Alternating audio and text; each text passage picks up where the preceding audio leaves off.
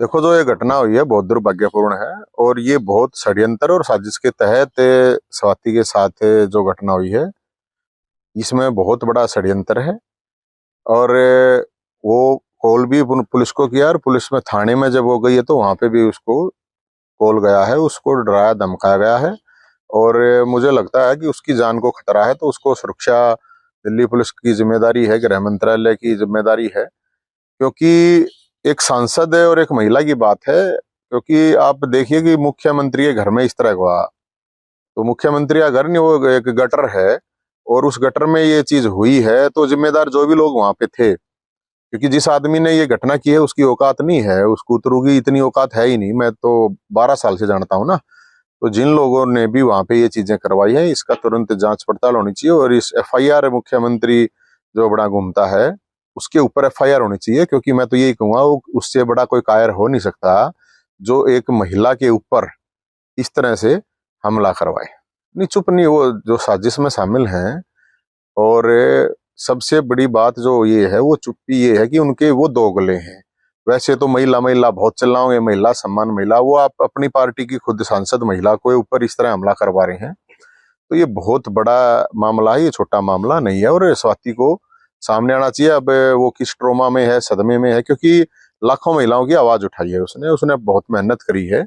और अब इस तरह का जो दिख रहा है, पता नहीं चल रहा कहाँ है कहाँ नहीं है। तो हमारे को तो भाई साहब, हमने तो लगता है वो डरने वाली तो है नहीं। वो तो संजय, वो उसका तो कुछ होता ही नहीं है भाई साहब। वो खुद सांसद कैसे बना था वो मुझे पता है, और वो उसको भी पता है, इस बात का मुझे पता है। तो वो तो तोता है, एक तोता कह लो, कठपुतली कह लो, उसका तो कुछ है नहीं। उसका खुद नंबर है, उसको खुद ये कह दिया गया तू साइड रह, अब फालतू उसमें पढ़ने की जरूरत है नहीं। तो वो तो उसको कहता था कि मेरी बहन है।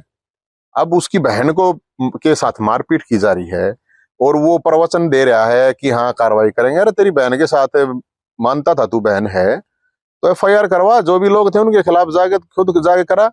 कुछ नहीं है, वो नकली होता है। हाँ नहीं, वही वो तो देखो, वो तो चुप्पी रहेगी अब आयोग की, तो क्योंकि आयोग तो सरकार का हो गया। अब बात यह है, उनकी जो खुद की चुप्पी है वो एक ट्रोमा में है, सदमे में है, मेरे को जहां तक लगता है। और उसको धमकी दी गई है। और क्योंकि इस तरह की घटना किसी के साथ होगा तो उसको एकदम इस तरह की चीजें तो लगेंगी कि भाई एकदम आदमी ये क्या हो गया। तो लेकिन हम तो ये कह रहे हैं, एक पूर्व पत्नी होने के नाते नहीं, एक महिला होने के नाते उन्होंने लाखों महिलाओं का भला किया है। अब पूर्व पत्नी वाला मामला होता है अगर, तो अब तक तो हमें हाथ उठाने वाले के हाथ तोड़ चुके होते हैं, और जिसने जुबान का आदेश दिया उसकी जुबान खींच लेते। नहीं है, नहीं है, वो वही चीज मैं कह रहा हूँ कि वो बहुत बड़े ट्रॉमा में है, बहुत बड़े सदमे में है।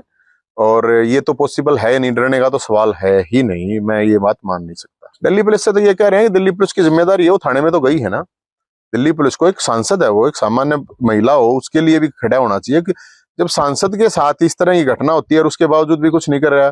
गृह मंत्रालय चुप है, दिल्ली पुलिस चुप है, कोई बोल नहीं रहा। पता है किसी को कहाँ है वो, कहाँ नहीं है, किस स्थिति में है, किस मेंटल टॉर्चर में है, इस तरह की। तो ये मुझे लगता है कि ये जो चुप्पी है, सब चुप है, ये मेरे को समझ में नहीं आ रही। मेरा आम आदमी पार्टी या किसी पार्टी वार्टी से कोई लेना देना है नहीं। मैं राजनीतिक आदमी हूँ। नहीं नहीं, देखिए वो एक अलग मैटर है, राजनीतिक मैटर पे मुझे इस बारे में कुछ कहना नहीं है। ये मामला राजनीतिक नहीं है, ये एक सामाजिक और न्यायिक मामला है।